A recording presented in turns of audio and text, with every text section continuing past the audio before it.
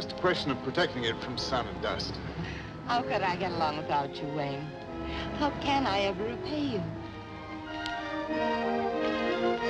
That's all, darling. Remember, Harlo expects me at 6. Oh, can't we forget about Harlo? He says it's important. Well, I have to show him some consideration, don't I, darling? After all, he is my husband.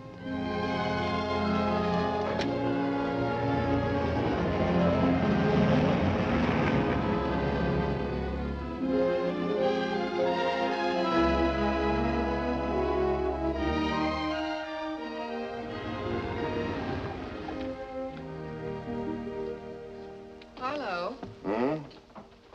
Does your wife drive a yellow convertible? Used to be my convertible. She's here, right on time. Quite a stunning woman, too.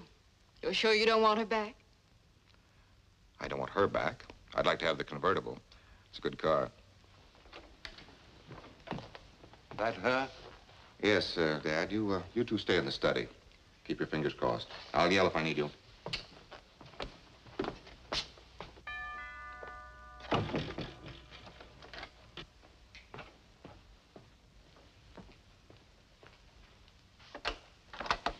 Come in, Carolyn.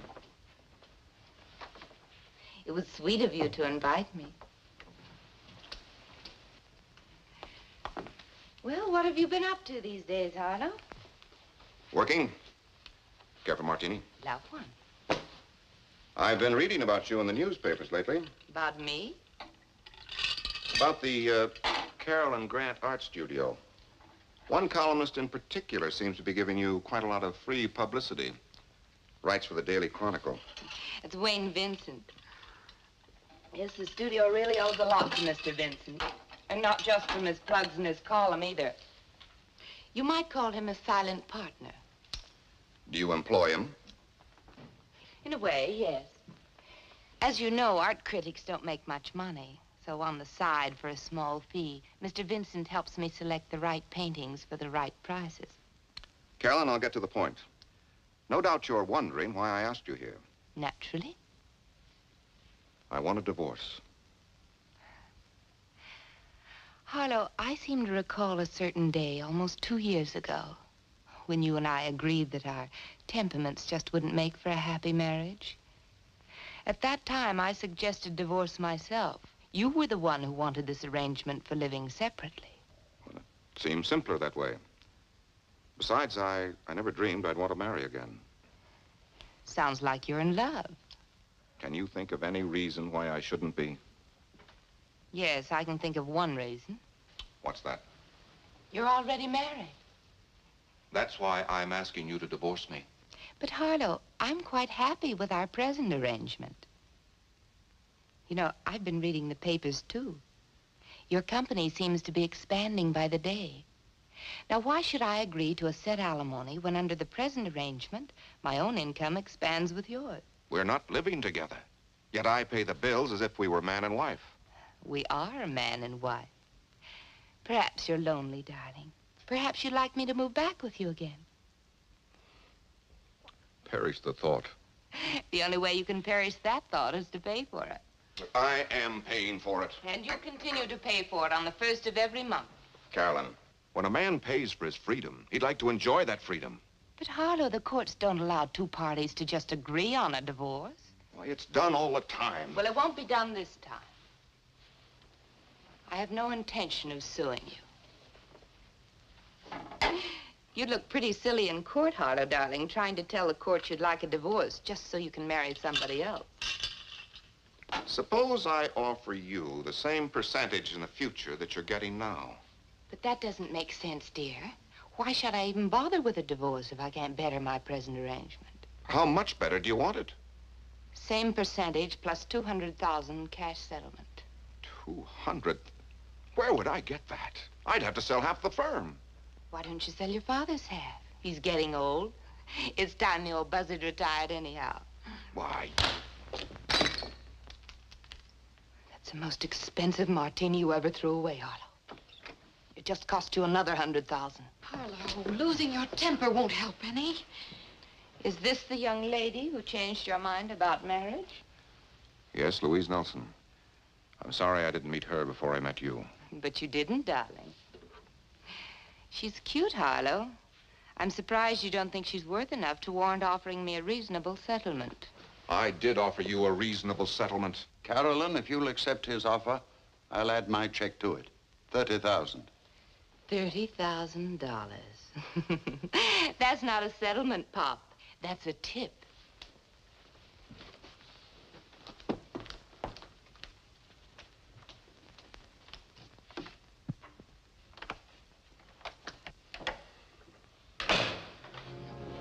Harlo, things could be a lot worse. Suppose you had to live under the same roof with her. I might wind up killing her. Don't say that. Don't even think it. Well, you can't blame him for thinking it. Any way you look at it, that woman's a witch. And no matter how you spell it.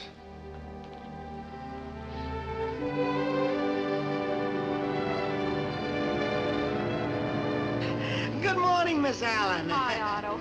I forgot my key again this morning. Will you let me in, please? Oh, sure thing. You don't have to worry about your key as long as I've got mine. I guess in the future I better wear it on a chain around my neck. There you are, Miss Allen. Thank you.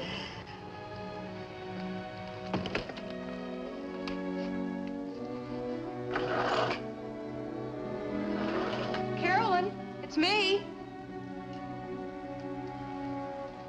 What in the world are you doing here this morning? It's your day off. I was anxious to see what you brought back from the auction. They're on the divan.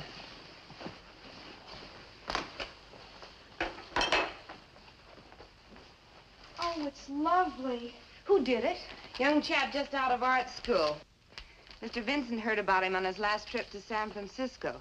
We got it for $75. Mr. Vincent thinks we can sell it for $300. Carolyn, it's an Albert Rene. Huh? For only $500. Must be worth 1,000. Listen to what art critic Wayne Vincent writes about us today. Your columnist has just learned that the Carolyn Grant Studio out Beverly Hills way will next week show a collection of Albert Rene originals, which should create quite a stir among art lovers. One painting, a seascape of realistic tone and color, is rumored to be one of Rene's best. We shall be eager to study this fine painting, which Rene has so aptly called Gray Sea at Dawn. With a review like that, you should sell it for more than 1,000. $1,600.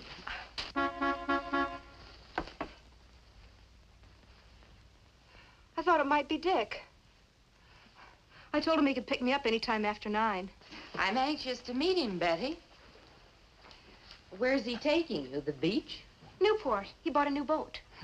And you bought a yachting cap for $1.98. Does it look so cheap? Well, honey, I'm afraid you just wouldn't create any fashion news on the yacht club veranda. Dick's not taking me to any yacht club. He keeps his boat right where he works at Bailey's Boat Yard. He says it's not much of a boat. What difference does it make? If it's only a rowboat, he's still the man in your life, and you should dress for him. Why don't you run upstairs and see if you can't find something?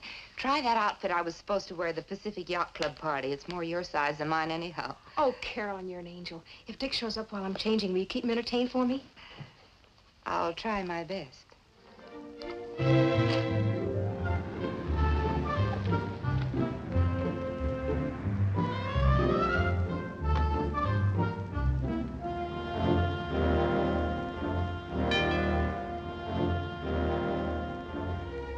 Carolyn? Take your time, dear. I'll get it.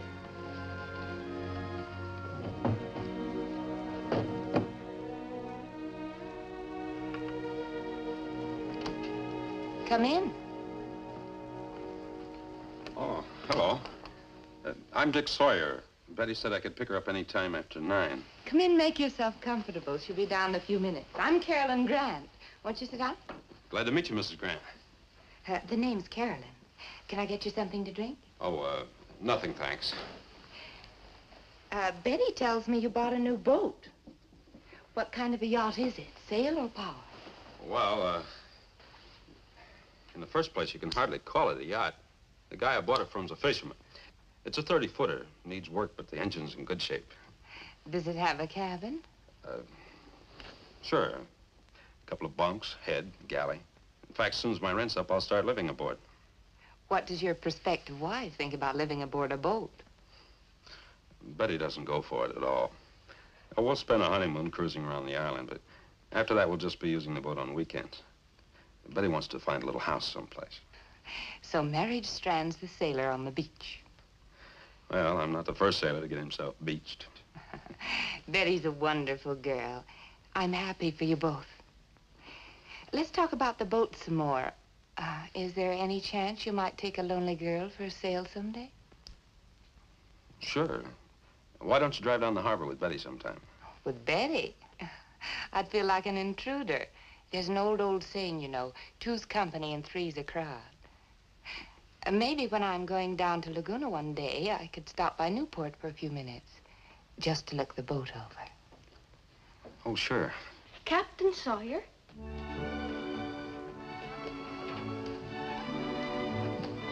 Wow. Say, yeah, the way you're decked out, you should be going aboard Mr. Van Astorbilt's 90-foot yawl. Where do you see the tub I'm taking you to? He calls it a tub and names it Betty II after me.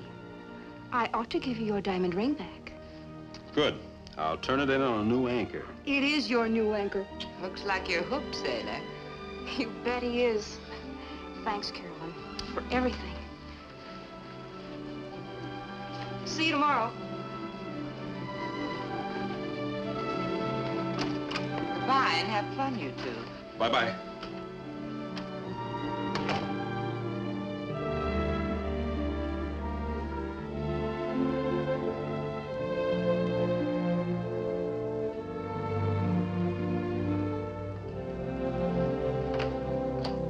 Come on in, honey. Be with you in a minute. Be thinking about where you'd like to have lunch. Almost any place is fine, dear. Tell me, what did your attorney have to say? Nothing we don't know already. Carolyn's price for divorce is blackmail. Robbery, call it whatever you like. It's legal when a woman calls it alimony. How about you divorcing her? No grounds. The best solution so far has come from Dad. What was that? He's offered to pay Carolyn's price himself. $300,000. How could he? By following Carolyn's suggestion, selling his interest in the company. Oh, Harlo, that company's been his whole life. Well, you couldn't accept a sacrifice like that from him. I know I couldn't. Thanks, honey. I was hoping you'd say that. We'll think of something. I don't know what, but something. I'm going to see her attorney this afternoon.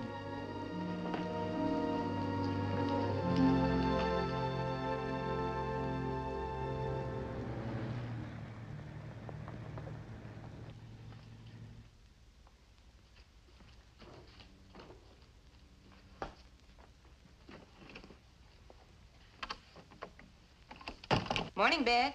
Hi. Well, I'll be on my way. The studio's all yours. I left a well-stocked refrigerator and grocery cabinet. You won't even have to go out to the market. You want me to stay here? Well, of course. Have you forgotten? This is my day to scout paintings with Mr. Vincent in Laguna. Oh, no. I thought you were going next week. Must I really stay? Well, do you mean you can't? Well, I told Dick I'd drive to Newport this afternoon when I finished work. Well, I guess I'll just have to stay myself. I was expecting some people in to look at the Renee paintings. I just can't put a close sign on the door. Of course not. And if I don't get to that Laguna exhibit, Oh, Betty, couldn't you possibly postpone your date with Dick?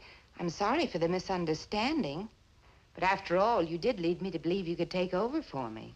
I know. I will. I'll make it up to you. Thanks. Mind if I put in a call to Newport? Of course not. Don't be silly. And tell Dick I'm very sorry for the misunderstanding. Oh, I'm late. I was supposed to pick up Mr. Vincent at 9. If he calls, tell him I'm on the way over. And thanks a million.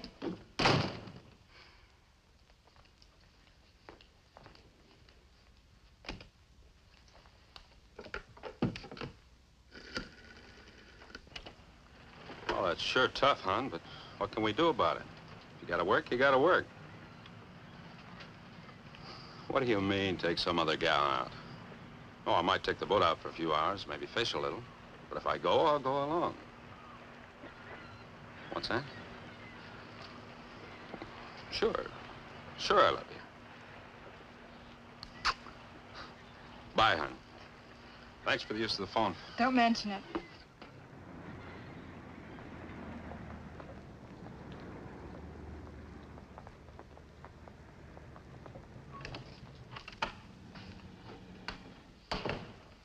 Hi, Mr. Vincent. Morning, Betty. Isn't your boss on the job yet? Why, she left here at least a half hour ago. Left for where? For your place. She thought you'd be waiting for her. Well, there seems to be a bit of a mix-up. Do you mind telling me why she thought I'd be waiting for her? Well, for the lagoon exhibit. But that's next week. That's what I thought myself. Oh, I hope you're right. Are you sure? Of course. As a matter of fact, I should be flying to San Francisco. If something unexpected hadn't turned up, I'd be on the plane right now. Must have slipped Carolyn's mind. Guess she got mixed up on her dates. Oh, I think she'll realize that when she finds I'm not there. If she left half an hour ago, she should be back in a few minutes. Will you wait for her, Mr. Vincent? She's expecting some people in to see the new paintings. I'll wait. Thanks a lot.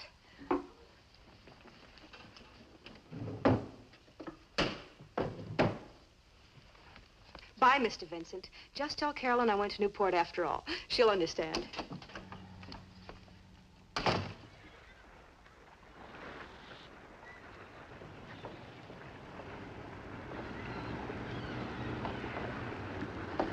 Hello. Where can I find Mr. Sawyer? Dick, he's on his boat, Betty the Second. Dick, someone to see you. Thank you. Oh, hello there. Hi, Skipper. Mind if I inspect your ship? Glad to see you, Mrs. Grant. The name's Carolyn, unless you're mad at me. Oh, why should I be mad? Because I made Betty work today. Well, work's work. I was passing on my way to Laguna and thought maybe you'd show me your new boat. Sure thing. You might find it kind of messy. I wasn't expecting visitors. All looks very neat to me. Like me to show you around? You mind? Not at all. The engine's a Grayson Marine Master. I'd much rather have one of those new baby diesels, but beggars can't be choosers. A lot of special equipment came with it. Automatic pilot, ship-to-shore phone, even a new pump in the live bait tank. Oh, what are those long poles? Outriggers. They keep your lines from fouling when you troll. Troll? I guess I'm pretty stupid, Dick. I don't know what that means either. Well, you run your fish lines out over the end of the poles, and swing the poles out to each side of the boat, and then throttle down the slow speed, keep chugging along, you catch a fish. I hear there's a big run of albacore outside the harbor right now. I'm going out and see if I can't catch a few. Oh, I'm sorry that I'm keeping you from fishing. I'm in no hurry. Anybody going with you? Well, Betty was. Until I was mean enough to make her work. Would I be even meaner if I replaced Betty on this fishing jaunt? How long do you expect to be out? Oh, a few hours, I guess. Mind if I go along? Well, not if you don't mind getting salt spray all over your clothes. There's quite a chop in the channel today. I don't mind, not if you'll teach me how to catch albacore. When do we start? It's as easy as this.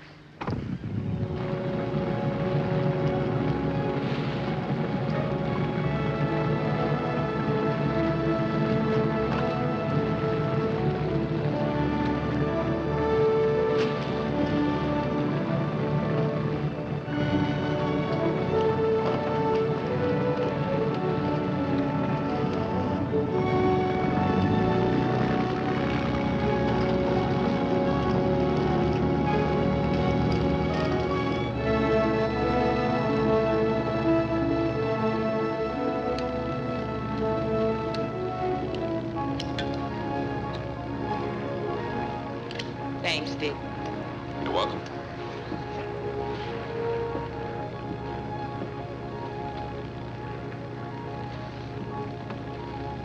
You know what I've been thinking, Dick? What's that? That I'm guilty of a complete breach of yachting etiquette. Why didn't I bring a bottle of champagne? It's customary, isn't it, with a new yacht? Well, for a new yacht, maybe, but for a tub like this, you just bring along a can of beer. I didn't even bring that. How are we going to toast the new boat? Well, if you want a toast, there's a bottle of bourbon in my first aid locker. I keep it there in case of snake bite. Help yourself. You'll also find ice and glasses. Just scout around below. Be right back, Captain.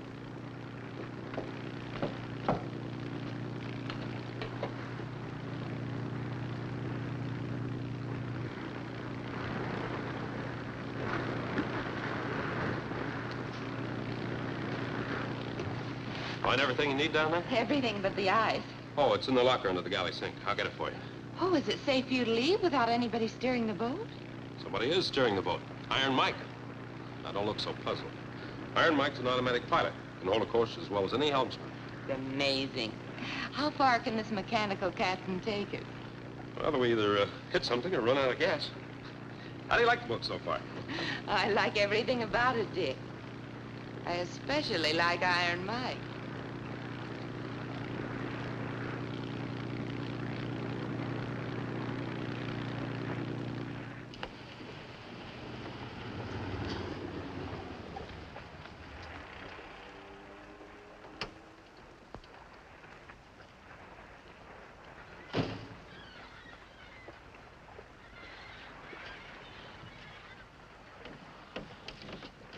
Virginia?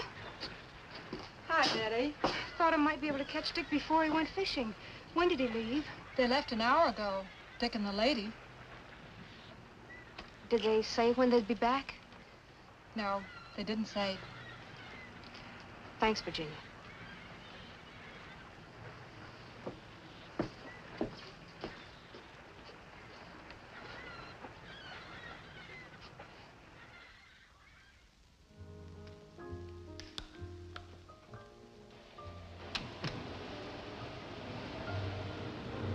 I'll park it, lady.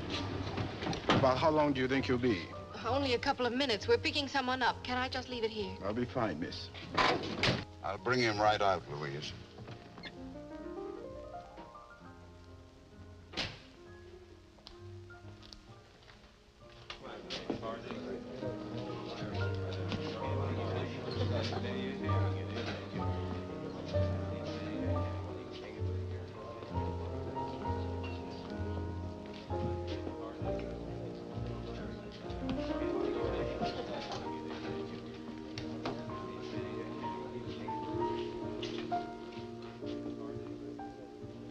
Dad, We've been looking all over town for you. how did you happen to look here? We got tired touring all the bars. We started to phone. Louise is outside. We've been pretty worried. I've been pretty worried myself. Let's be sensible, boy. You can't solve your problem with that stuff. Then how can I solve my problem? You tell me.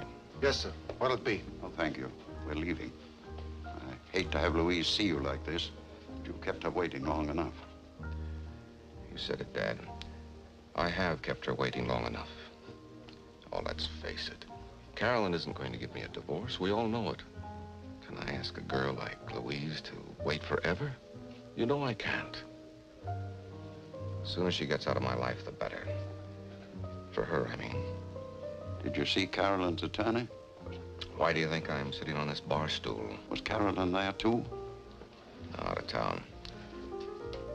Maybe it's a good thing she wasn't there. I might have kicked her teeth in.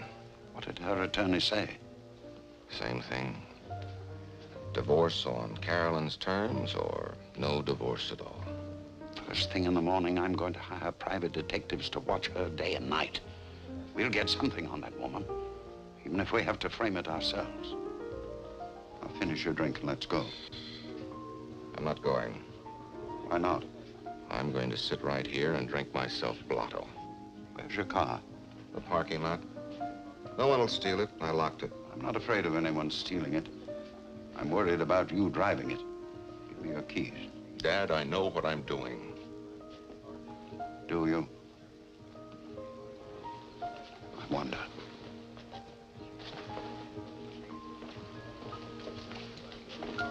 Sandy, fill it up, will you?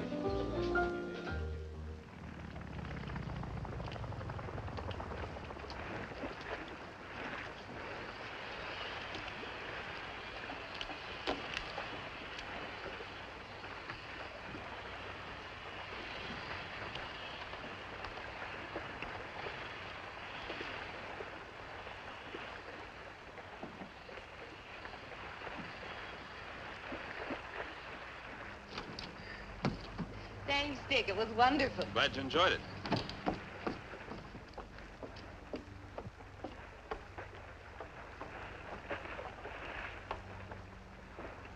Too bad we have to say goodnight, but at least we don't have to say goodbye. Don't we? There's a dinner dance at the yacht club next Saturday night. It's formal. You'll have to wear a tuxedo. But it'll be a grand time, Dick, just for the two of us. You will take me, won't you? How can I? Why not? Well, because. The first reason, I think you forgot something. You're married. Harlo? Don't be silly, darling. I can forget Harlo. But I can't forget Betty. That's reason number 2. Is there a third reason? I don't own a tuxedo. When a guy like me buys a boat, there just isn't any money left for one of those yacht club waiters. I'll buy you one. There's a men's tailor right in my court. Are you kidding? You think I'd let a woman buy me a suit of clothes? Why not, if she has the money and if it pleases her to buy you a present? Wouldn't please me, and I don't think it'd please Betty either. What does she have to know? Carolyn, let's get something straight. I gave a ring to a gal named Betty Allen. I gave it to her for keeps. Well, I'm afraid she'll give it right back to you, darling, when she finds you invited me on the little rendezvous on your boat today. Now, wait a minute, Carolyn. Let's get something else straight. I didn't invite you on that boat today. You invited yourself. That's not what I'd tell Betty. Oh? What would you tell her? Oh, I'm sure I could invent quite a shocking incident if I had to, darling. You mean you'd tell her a batch of lies? Well, only if you forced me to. Only if we don't have our date. I don't seem to get this. Are you trying to blackmail me? Oh, that's a nasty word, darling. I must ask you to apologize, and then you can kiss me goodnight. Oh, Dick. Betty said to give you this whenever you and Mrs. Grant got back.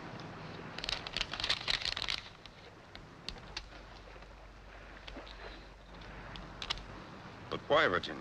She knew I was going fishing. She waited till after sundown. Maybe she thought you and Mrs. Grant were gone a little too long for just fishing. See you in the morning, Dick. Just a ring. No message. If you want a woman's opinion, the ring is message enough. Now I'm really in a jam. Look, Carolyn, will you help me straighten this thing out with Betty? Of course I will. If what? If you don't forget about our date Saturday night, will you pick me up about 7? Look, you must be kidding. How can I fix things up with Betty if I take you out? What's Betty gonna do on Saturday? Oh, I'll see that she has to work at the studio all weekend. Kiss me goodnight. Carolyn. You know, I spent 6 years in a merchant marine. And I ran into an awful lot of no-good women in just about every part of the world. But I never once ran into one like you.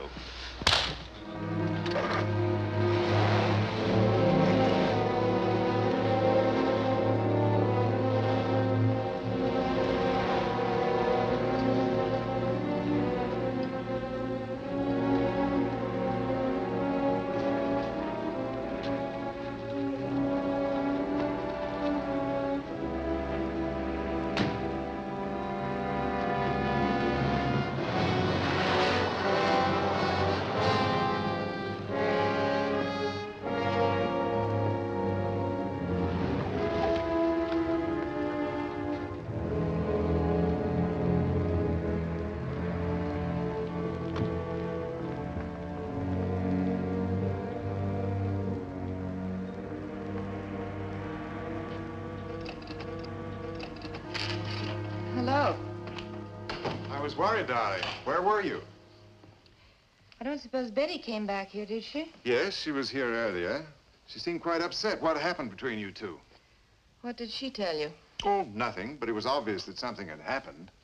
She dropped by to pick up a few personal things. Said she wouldn't be back. That she was quitting her job.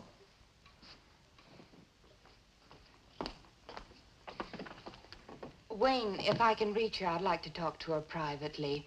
Why don't you run along? It's late. I'll call you tomorrow. She said earlier this morning that there'd been a bit of a mix-up about the art exhibit. Did you really drive all the way to Laguna, or where did you go? Wayne, I am well over 21, and you don't happen to be my husband. I see no reason why you should demand to know where I went. Well, I wasn't demanding. I was just wondering. And speaking of where I was, where were you? I thought you had to fly to San Francisco today for the paper.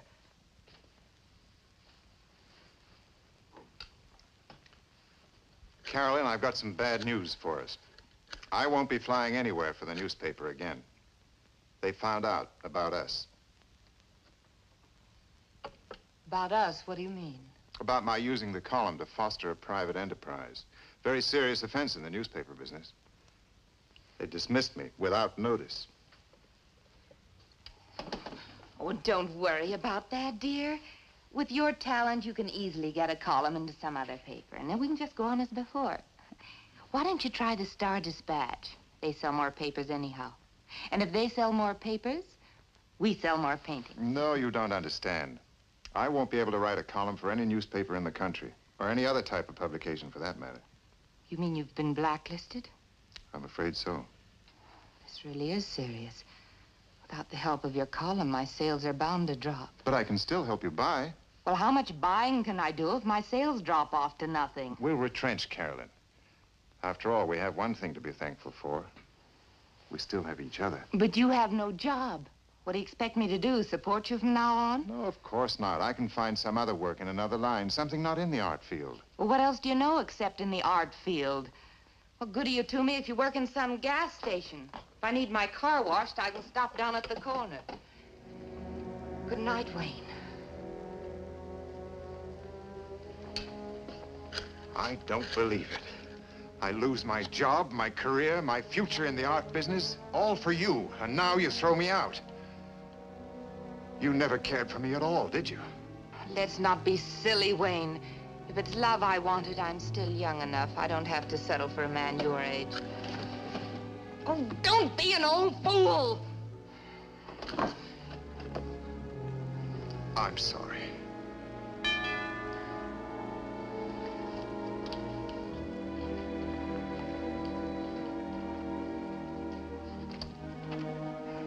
Come in. Could I speak to you alone, Mrs. Grant? Oh, yes, of course. Mr. Vincent was just leaving.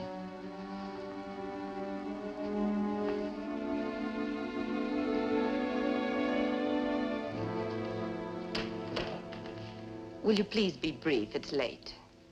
Yes, I know it's late, but well, I saw your lights, and it's most important that I talk to you.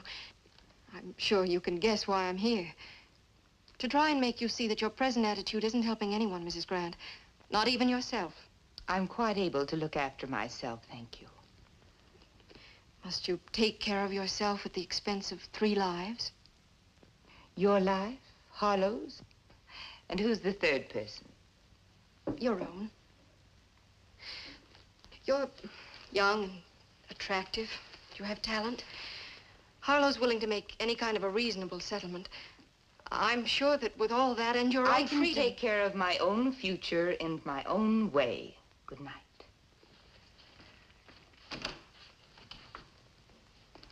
You'll regret this, Mrs. Grant. Am I to take that as a threat? Take it any way you like.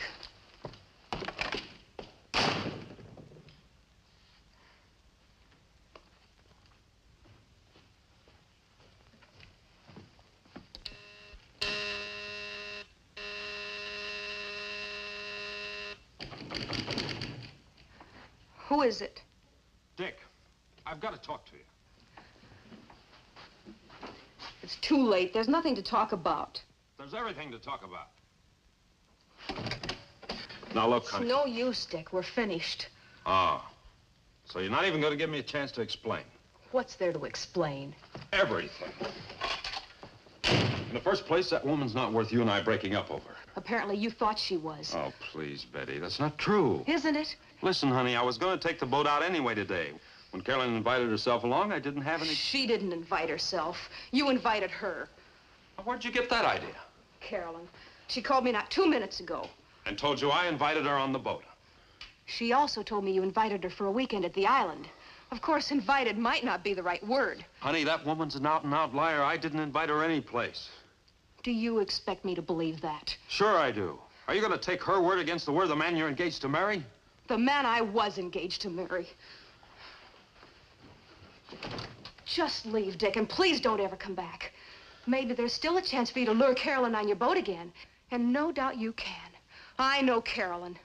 Yeah, but apparently you don't know me. If I ever get her on that boat again, it's going to be for one purpose only. To shove her overboard right in the middle of the Pacific Ocean.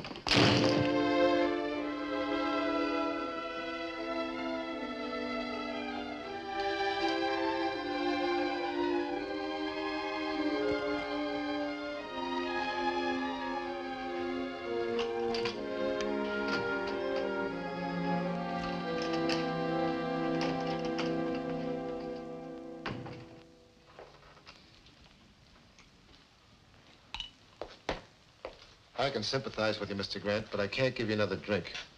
Look, it's after 2 in the morning. I've got to close up. Okay, okay. Shall I call a cab, sir? I'm gonna walk. If I'm able.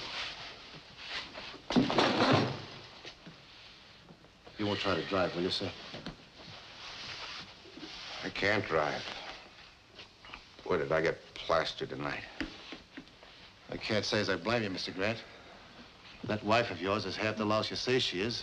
It's enough to make a man want to... You're absolutely right. With a dull knife. Don't do it, Mr. Grant. No woman is worth a man going to the gas chamber for. I'm not so sure about that. This one might be worth it. Good night, Sam.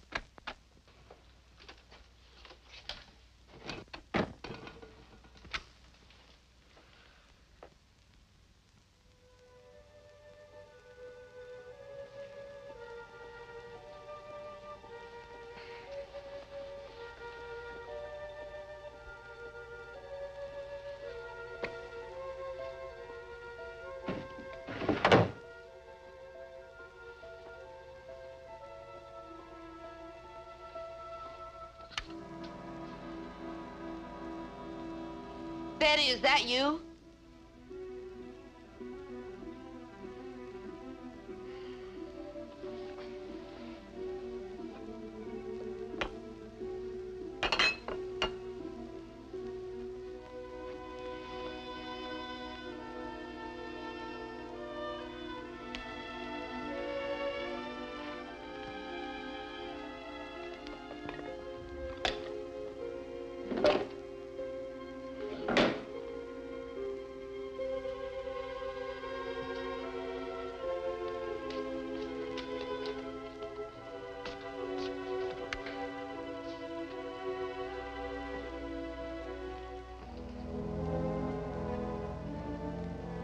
Oh, don't. Don't. Oh, don't do it.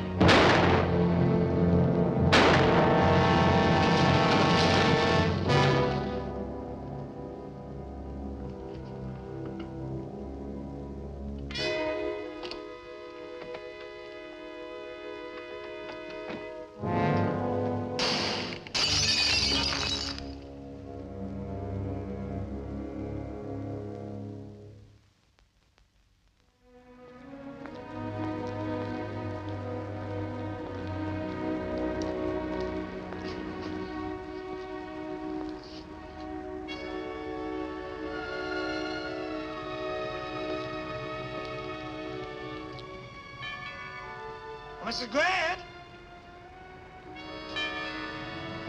Mrs. Grant? It's Otto.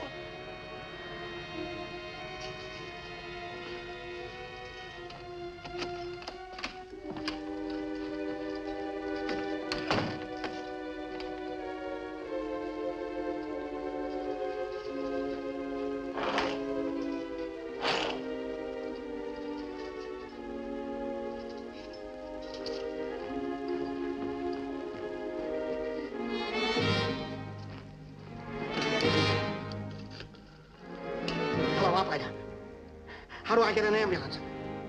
Yes, it's an emergency.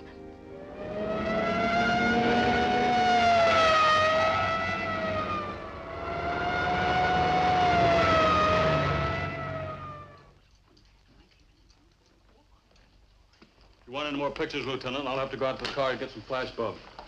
That's all right, we're covered. That'll be it, boys.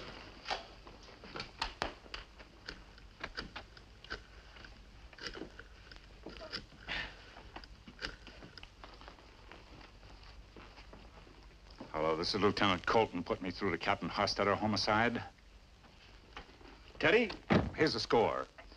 Full name's Carolyn Ellenson Grant, age 29, married, but she hadn't been living with her husband for 2 years. They didn't get along together. Sure, I'll talk to the husband. Name's Harlo Grant, connected with some local chemical company. I got his home address from the man who found the body, Otto Peterson. He's the janitor here. Caretaker, sir. Oh, caretaker.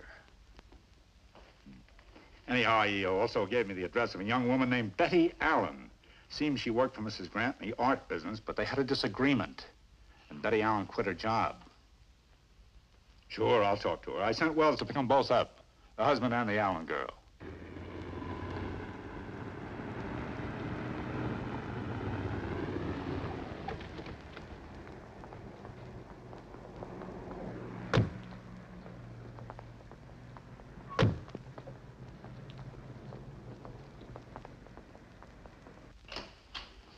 Wells just coming in. I'll call you back. Miss Allen, Mr. Grant, this is Lieutenant Colton. The sergeant says that she was murdered, but you don't think it was a burglar. A burglar doesn't leave a handbag with $500 in it. To say nothing of the jewelry on the dresser upstairs and all this art down here. Then who do you suspect? We were hoping that you could help us. I don't think I can. What about you, Miss Allen? I'm afraid I can't help either. When did you last see Carolyn Grant? Well, about a week ago. She stopped by my house for cocktails. And you, Miss Allen? Yesterday morning. The caretaker says that you came around here and quit your job last night. I did come here in the early evening, but I didn't see Carolyn. She'd gone to Laguna and she wasn't home yet. So I left. As I was leaving, I saw her to the caretaker and I told him I was quitting. Why were you quitting? To get married. Are you sure about that, Miss Allen? The caretaker said you were upset. You and Mrs. Grant didn't quarrel, did you? No, of course not. We were always the best of friends. Miss Allen, how long have you been engaged? About almost 5 months now.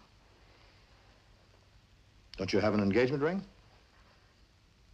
I do, but it's at the jeweler's now. I lost a small stone. I haven't told Dick about it yet. Mm-hmm.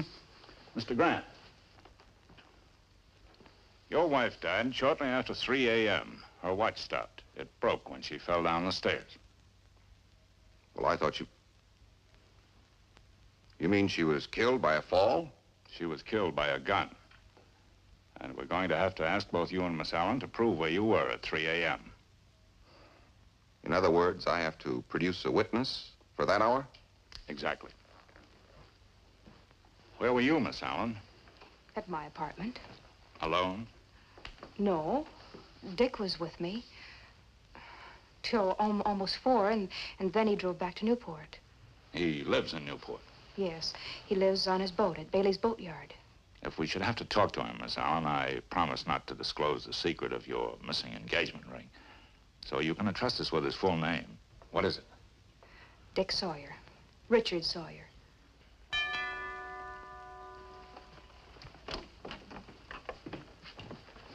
I'm Wayne Vincent. I've been a friend of Mrs. Grant's for quite some time. This is quite a shock. I stopped by to see if she'd have breakfast with me, and I saw the police cars outside. The caretaker told me what had happened. When was the last time you saw Mrs. Grant? Last night. Where? Right here in this room. What time, Mr. Vincent? Well, it was past 12 because I didn't get home until after 1. Did Mrs. Grant seem nervous, worried, upset about anything? Yes, she seemed quite upset. Upset about what? Well, I don't know unless... Unless? A young woman came calling on Mrs. Grant just as I was leaving. Do you know who she was? Yes. Carolyn pointed her out to me one night in a cafe. Her name is Louise Nelson. She told me that Harlo Grant and Louise were keeping company. And where can we find Louise Nelson? 914 Longwood Avenue. All right, Sergeant.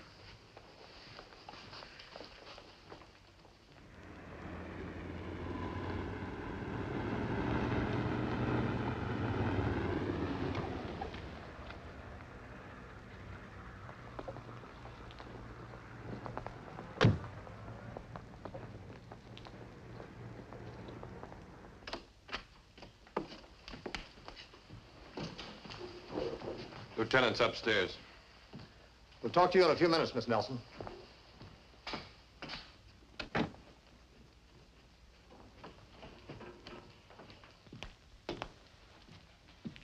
anything? I wish I could. Did you find that Nelson girl? Yeah, she's downstairs. And guess why she came calling on Carolyn Grant last night? It seems that Louise Nelson and Harlo Grant have been wanting to get married. But Mrs. Grant wouldn't go for the divorce, except on her terms. What terms? Half of Grant's income plus $300,000 cash. He couldn't pay it? He wouldn't if he could. Let's talk to her.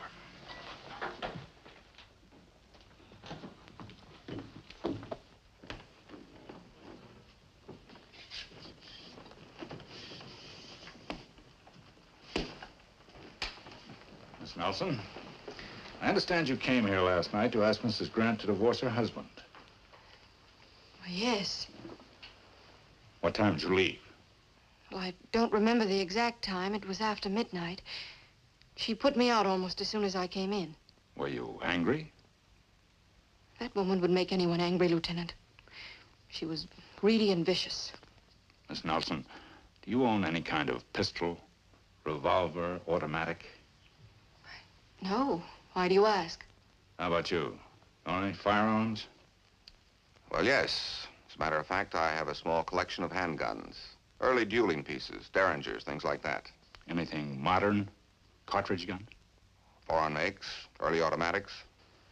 Mr. Grant, did you come here yourself last night? No. I was in a place called the King's Tavern, getting myself plastered. Did a good job of it. Meaning that you stayed till closing time? And until I woke up in my car in the parking lot. About 5 o'clock this morning. Well, Mr. Grant, I'll have to ask you to come along with me. Where? King's Tavern. It'll be all right, Louise.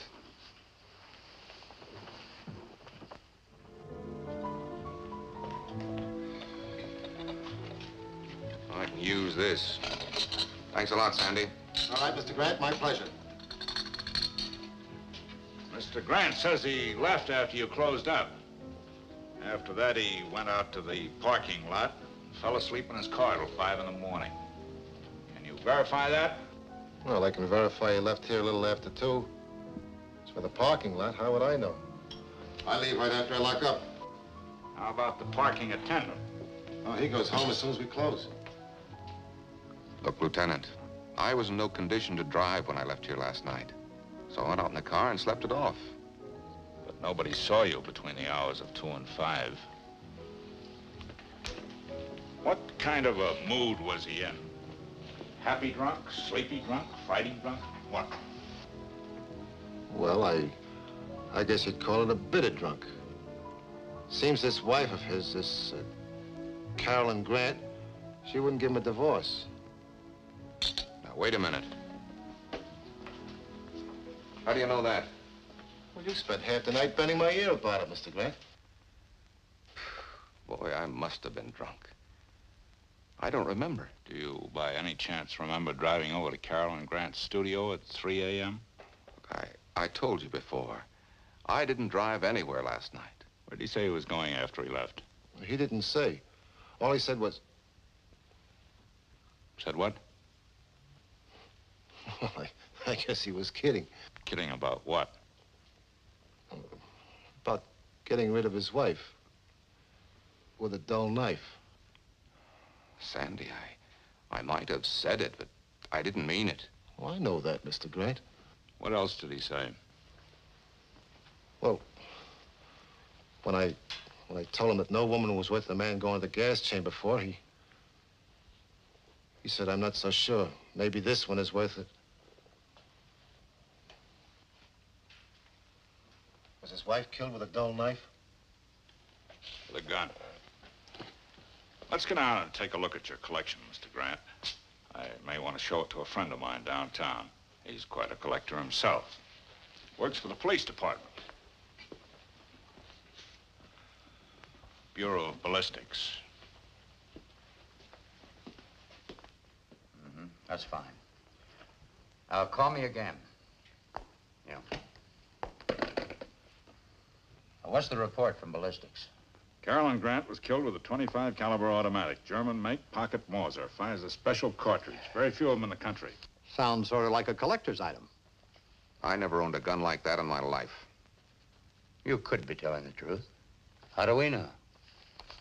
We haven't found the murder weapon yet. You still intend to hold me? Yes, for further questioning. You had a motive. You can't prove where you were at the time the crime was... Homicide, Hofstadter. Who? Say that again. Yeah. Oh, we'll be over at the DA's office in a few minutes, thanks. Well, how do you like it? Somebody out there in the anteroom wants to confess to the Carolyn Grant murder. Louise Nelson? No. Someone we never even thought of. His father. Why, that's ridiculous. He didn't do it. How do you know? Well, he couldn't. You're released, Mr. Grant. We can't hold you for a crime that somebody else admits to. All right, Sergeant. Come on, Grant. Wait a minute. Do you really believe that? Goodbye, Mr. Grant.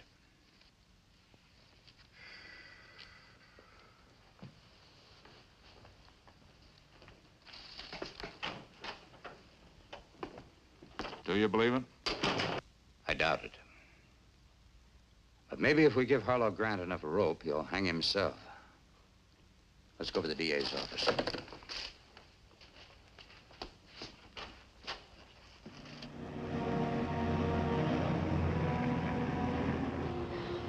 Harlo, there must be something we can do to help your father. Maybe there is. Do you think we can get into Carolyn's studio? I don't know why not. The place is legally yours now. I mean, do you think the police will let us in? I think so. They turned the studio upside down, but they finished about noon. I heard the police captain tell somebody it was all right to let the caretaker have his key back. Drive there, will you, honey? We'll ask the caretaker to let us in. Why? Well, for one reason, I want to dispose of Carolyn's personal belongings. For another, I think we ought to pack the art stuff and get it ready to move. Both of those reasons are honest enough. They ought to be good enough for the caretaker. What's your real reason for wanting to go there? Blind hope. I found you another box, Mr. Grant. Thanks, Otto. I don't think we'll need it. We've packed all the art goods, and I'll put Mrs. Grant's clothing in her luggage. Otto, who else had a key to this door? I mean, other than Mrs. Grant. Well, me, of course. And then there was Betty Allen. She worked for Mrs. Grant. But she quit her job over the weekend. Didn't she turn in her key? Not to me, she didn't. Well, does anybody else have a key? Not that I know of. Well, what about Mrs. Grant's business partner? Didn't he have a key? Oh, Mr. Vincent? No. Mrs. Grant always let him in. Or Betty Allen. He only came around when they were here. Where can I find Betty Allen now? Where did she live, you mean? I don't know. She had an apartment on the same street with Mr. Vincent. He used to drive her home sometimes, before she bought a car. Maybe I can get her address from Mr. Vincent. Do you know where he lives? Yes, the Las Flores apartments on the corner of Highland and Holly Terrace. Thanks, Otto. We'll call you if we need anything further. Always glad to be of any help. You know, my blind hope gets better every minute. Honey, run up in Carolyn's room and close the door. What for, dear? Never mind, run along.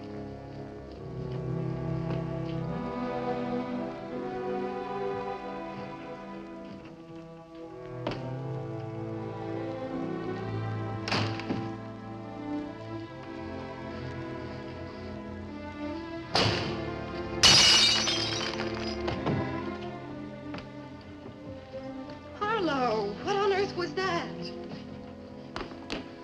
If you break a window, if you shatter a pane of glass in the dead of night, it makes a noise. Now, even if Carolyn were asleep, that noise would awaken her with a start. Now, she had an extension telephone by her bed. Why didn't she use that phone to call the police? I don't know. Why didn't she? Because when that window was broken, she was already dead. And the person who broke that window wanted the police to believe that that was the way they got in. Actually, she got in with a key. She? Betty Allen had a key. What was her motive? She said she and Carolyn parted the best of friends. She might have been lying. But she also had an alibi. She was with her boyfriend at the time of the murder. She might have been lying about that, too. She said her boyfriend lived on his boat in Newport. No sense in wasting a drive if neither of them happen to be there. Operator, I'd like some information on a number in Newport. Bailey's boatyard. Dick Sawyer? No, his station wagon's not here. I think he had to drive to town. Do you happen to know if a Miss Betty Allen is with him? Betty? Oh, no. She wouldn't be with Dick, not anymore. They broke up. They what? When did that happen? Carolyn and Betty Allen did have a fight. And guess why? No, no, thank you. No message. Carolyn busted up Betty Allen's engagement to Dick Sawyer. I thought this Allen girl told the police that she and Carolyn got along fine. Oh, she lied.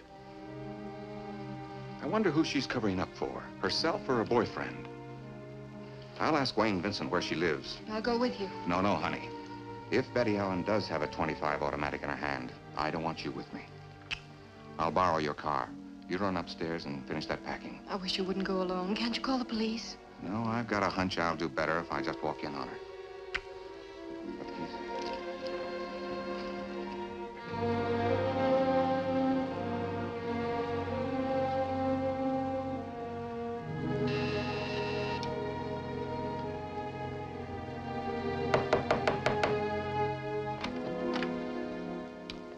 Hello, Grant. I was wondering how I might contact you. Oh?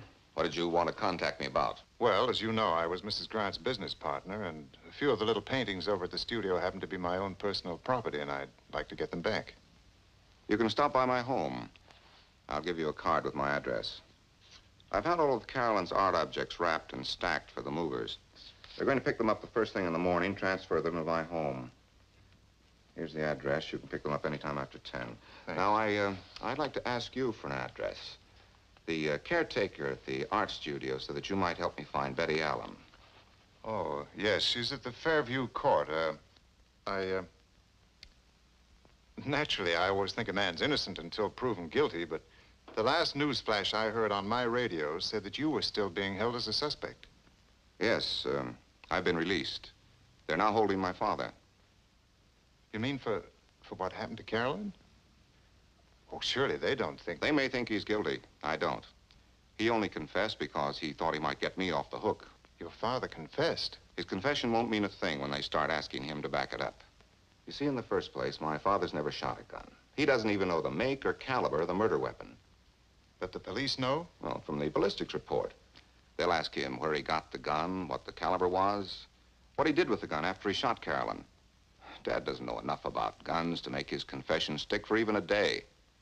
You say that Betty Allen is at the Fairview? Mm-hmm. It's across the street, apartment 2C. Do you mind if I ask why you're going to see Betty Allen? You may ask. I don't have time to answer.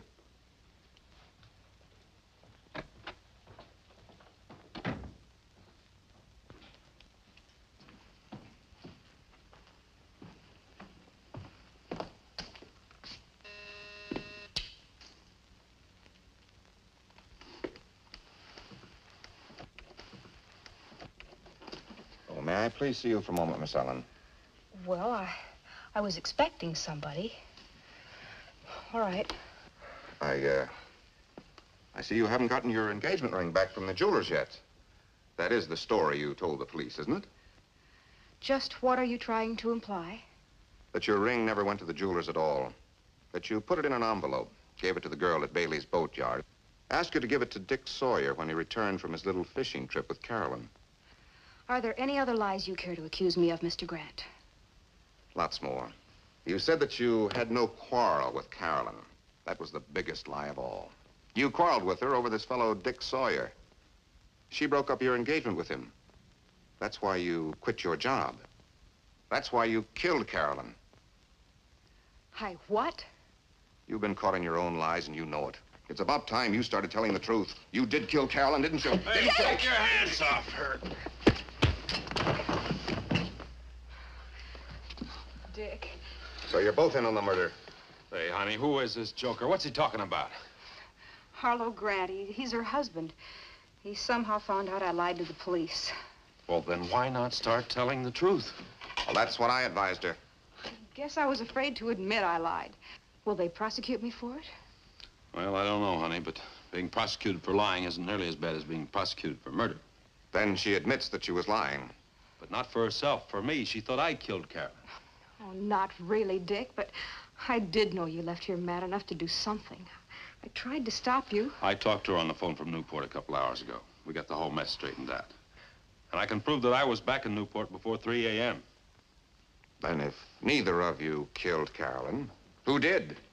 Well, how do we know? Do you by chance know if any of Carolyn's friends or enemies owned a .25 automatic? Do you mean one of those little German guns? A Mauser? What makes you think I meant a Mauser? I guess because the only automatic pistol I ever saw happened to be a Mauser. Wayne Vincent gave one to Carolyn for a present. Then Carolyn could have been killed with her own gun. Did she give it to anyone, loan it? I don't think so. It was still there yesterday when I cleaned up the desk. She kept it in the desk. In the top middle drawer. Did you tell the police that Carolyn owned a .25 automatic? They didn't ask me if Carolyn owned a gun. They only asked if I owned one, and I don't. And if Carolyn were killed with her own gun, whoever killed her knew where that gun was kept. Now, don't start accusing Betty. Other people might have known where that gun was kept. That's quite possible. The police will be interested in 2 facts. Betty knew where the gun was. She has a key to the studio. I don't have a key. I did have, but I left it there when I quit. You left it with the caretaker? No, I left it with Wayne Vincent. He stayed at the studio yesterday while Carolyn was supposed to be in Laguna. Then Wayne Vincent had a key last night. He had your key. I guess so, unless he gave it to Carolyn or to the caretaker. Well, did Vincent know where Carolyn kept the gun? I suppose so. He used the desk quite often. Wayne Vincent had a key. He also had access to the gun. Can you think of any reason why he might want to kill Carolyn? Not unless she messed up his life. Like she almost messed up ours. Well, thanks for everything. Thanks a lot.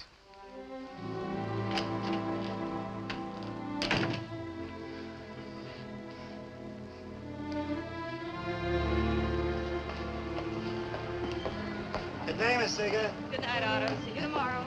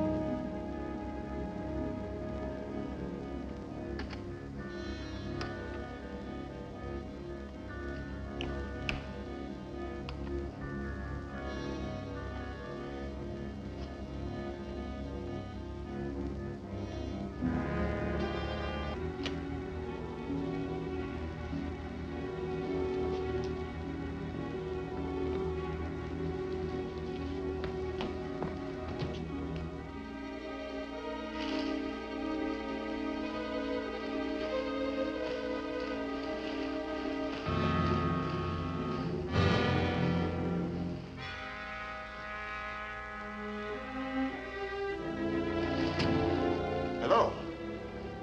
Oh. I didn't realize there was anyone here. You scared me. You scared me. I thought I'd locked the door. Oh, you did lock it. But as Mrs. Grant's business partner, I have a key, too. A few of these artworks happen to be my own, and I just dropped by to pick them up. I'm not stealing anything, I assure you. Or am I stealing these? Mr. Grant asked me to gather up his wife's things. Well, I hope I didn't disturb you. I'll just take a few minutes, and then I'll go. You're not disturbing me in the least.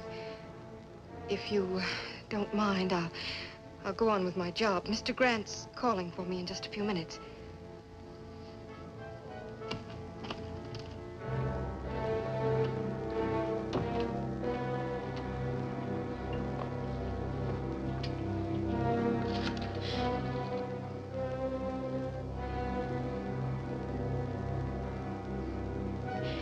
Hello?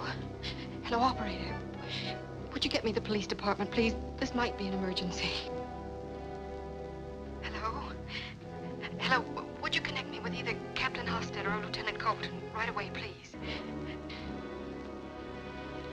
Hello? Hello? Yes, homicide office. Hello? Hello? Hello, operator? Operator!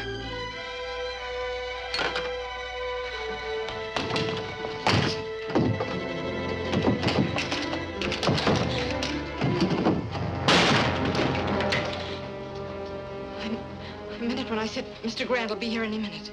My car's outside. If we should meet him, remember, this will be in my pocket. Tell him to get into the car with us. He can drive. If we don't meet him, you can drive. Where? I'll decide the destination. Tell him you'll be right down. Harlo, don't come in!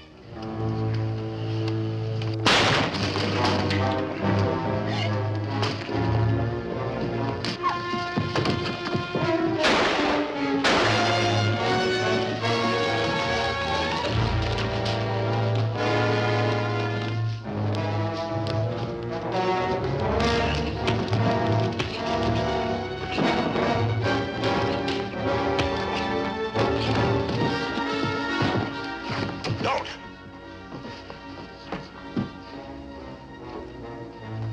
I'll kill her if you make one move. She's standing right where Carolyn stood. Do you want to see her fall down the steps like she did?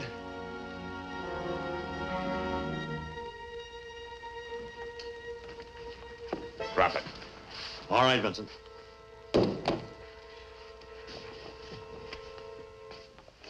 Well, look what Santa Claus brought us. Exhibit A. He took that gun out of his pocket and hid it in one of the packing cases. I was on the balcony. He didn't see me. He put the gun in one of the boxes because I was dumb enough to tell him that the boxes were being delivered to my house. Why? Because he knew that the Grant family was already in hot water. And planting the gun on the Grants would drown them. You fellas sure got here at the right time. A guardian angel must have sent you. Your guardian angel goes under the name of Captain Hostetter. He's had us tailing you ever since you were released. You follow us down to headquarters. Yeah, I'll be with you in a minute.